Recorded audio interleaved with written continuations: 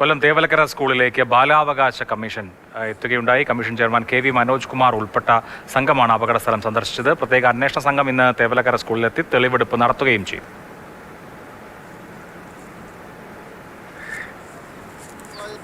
സമീപനം തന്നെ ഇവിടെ ഉണ്ടായിട്ടുണ്ട് എന്നാണ് ഞങ്ങൾ മനസ്സിലാക്കുന്നത്. കാരണം ഇവിടുന്ന് കാഴ്ചയിൽ തന്നെ ഇത് കാണുന്നുണ്ട്.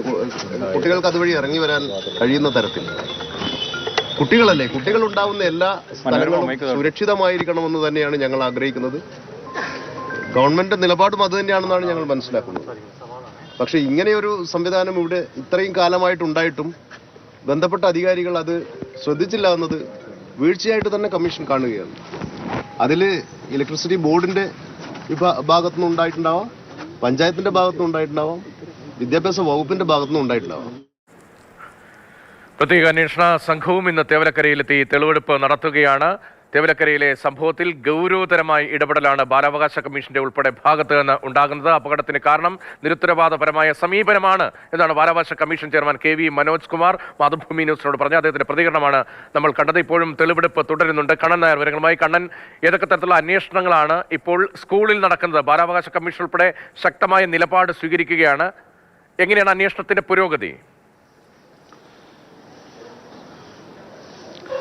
വിവിധ കമ്മീഷനുകൾ ഇവിടെ പരിശോധനകൾ നടത്തുന്നു. ഒരു കുഞ്ഞിന്റെ ജീവൻ നഷ്ടമായതാണ്. ഭാവിയിൽ ഒരാൾക്കും അത്തരത്തിലുള്ള ഒരു അവസ്ഥ ഉണ്ടാകാതെ, ഒരു രക്ഷിതാക്കൾക്കും ഒരു കുടുംബത്തിനും അത്തരത്തിലുള്ള ഒരു അവസ്ഥ ഉണ്ടാകാതിരിക്കാൻ വേണ്ടിയുള്ള ഒരു നടപടികൾ സ്വീകരിക്കുക എന്നുള്ള ലക്ഷ്യത്തോടു കൂടിയുള്ള പ്രവർത്തനമാണ് ബാലാവകാശ കമ്മീഷന്റെ ഭാഗത്തു നിന്നുണ്ടായത്. ബാലാവകാശ commission chairman KV Manoj Kumar അവിടെ എത്തി ആ അപകടമുണ്ടായ സ്ഥലം സന്ദർശിച്ചു.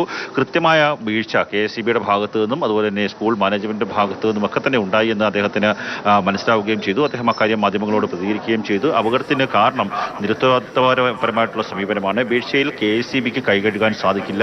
കുട്ടികളുണ്ടായിരിക്കുന്ന എല്ലാ സ്ഥലത്തും സുരക്ഷിതമായി ഇരിക്കണം എന്നുള്ളതാണ് ബാലാവകാശ കമ്മീഷന്റെ നിയമം. അത് പാലിക്കാൻ തയ്യാറായിട്ടില്ല.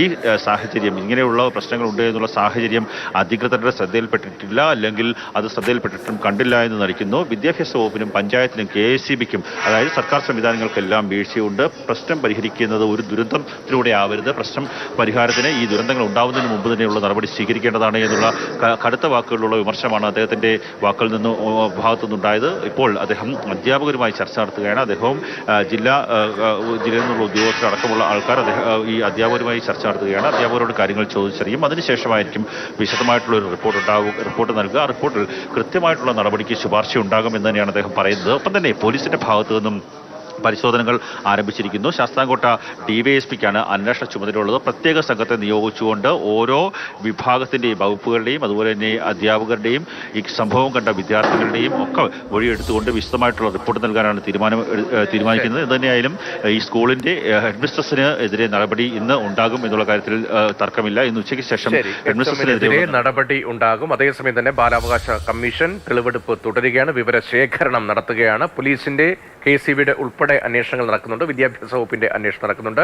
അതിനൊപ്പമാണ് ബാലാവകാശ കമ്മീഷന്റെ പരിശോധനയും അന്വേഷണവും ഇപ്പോൾ സ്കൂളിൽ നടക്കുന്ന. കണ്ണൻ നായരാണ് അവിടെ നിന്നുള്ള വിവരങ്ങൾ നൽകുന്നത്. നേരത്തെ രതീഷ് പറഞ്ഞതുപോലെ ആരുടെയും കരളലിയിപ്പിക്കുന്നതാണ് ആ അമ്മൂമ്മയുടെ കരച്ചിൽ. അമ്മ നോക്കാൻ ഏൽപ്പിച്ചു പോയതാണ്. ആ മറുപടി, ആ നിലവിളിക്ക് ആര് മറുപടി കൊടുക്കും എന്ന് എല്ലാവരും നിസ്സഹായരായി നിൽക്കുകയാണ്. ഇപ്പോഴെത്തുമെന്നറിയാൻ വയ്യ. ഓഫീസിലൂരായിട്ട് വിളിച്ച് പറഞ്ഞിട്ടില്ല. ടിക്കറ്റ് എടുക്കാൻ പോയിട്ടുണ്ടെന്ന് പറഞ്ഞു. അമ്മ എവിടെയാണോ താമസം? അല്ല, ഇങ്ങോട്ട് വന്നതാണോ അല്ലേ? വന്നതാണ്. ഇന്നലെ എപ്പോഴായിരുന്നു? ഇന്നലെ